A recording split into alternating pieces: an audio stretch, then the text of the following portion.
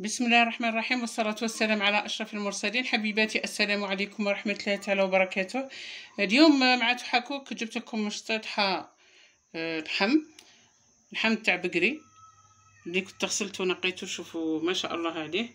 عندنا بصل شرائح، وعندنا حمص مسلوق يعني طيب بالماء والملح، وعندنا ثوم، وعندنا التوابل: قرفة عود، ملح، كركم، فلفل اسود، وراس الحانوت.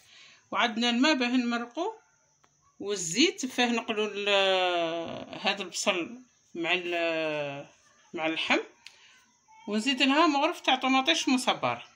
نروحو نشوفو طريقة التحضير. نشعل النار على الكيكوطة.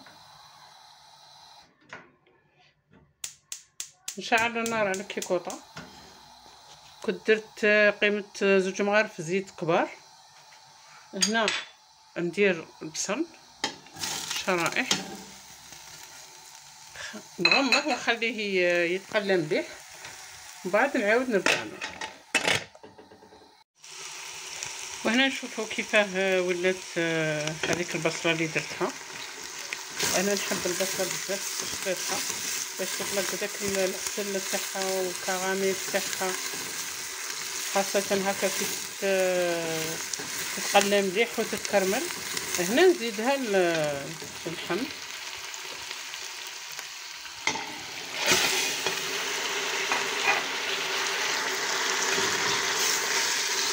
ونغطيها ونخليها تزيد تتقلى في بعضها بعض.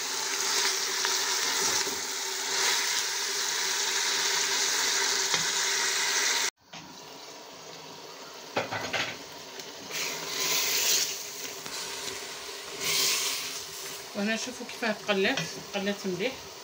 نرمي التوابل كاع، الملح والقرفه وراس الحانوت، ونخليه يزيد يتقلى شويه باش يمشي بعضه مع التوابل، غير شويه ماشي بزاف باه ما ينحرقوش التوابل. ومن بعد نرمي شويه حمص، نرمي الحمص هكا مباشره. لعلم هذا الحمص طايب ديجا في الماء. ومن بعد نحكم السنينات هذوك تاع الثوم ونرحيهم طافيهم.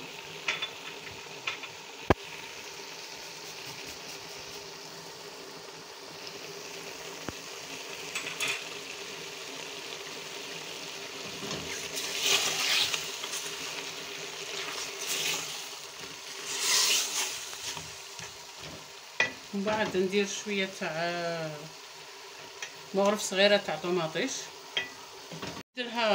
نزيد لها مغرف صغيره ماشي معمره تاع طماطيش. هذا الطبق ما يجيش فيه الطماطيش المصبره، بصح انا نبغي ندير فيه الطماطيش باه يطلق هذيك الحموضه تاع الطماطيش ويجي الطبق معتدل. الان نمرق بزوج كيسان تاع ما كيما هاك حتى يولي الماء يغمر كاع هذاك اللحم، يجي كاع من الفوق. شوفوا كيفاه هي بهذه الطريقه، ماني مطلعه الماء الفوق بزاف ما والو، يعني جوست قيس جوست مع اللحم. هنا نغلق لاكوكوت ونخليها نص ساعه قد ما يطيب اللحم، ونحطوه على طبق التقديم باذن الله. نشوفوا من بعد اللي طاب هذاك اللحم وهذاك الحمص، جات شطحها ما شاء الله، الله يبارك. المرقه جات واقفه هكذا، والبنه ما نحكي لكمش. اللحم دوك نشوفوه كيفاه طاب. نشوفوا هنا، شوفوا كيفاه طاب، جا روعه، جاي يتفتت هذاك اللحم. شوفوا ما شاء الله، يعني ان شاء الله اختي المشاهده تعجبك الوصفه وتجربيها وتدعي لي بالخير وتراسليني في التعليقات. شكرا على الدعم وعلى التشجيع. ربي يحفظكم وإن شاء الله إلى الملتقى. ربي يلقينا في الخير، ومع السلامة، في أمان الله.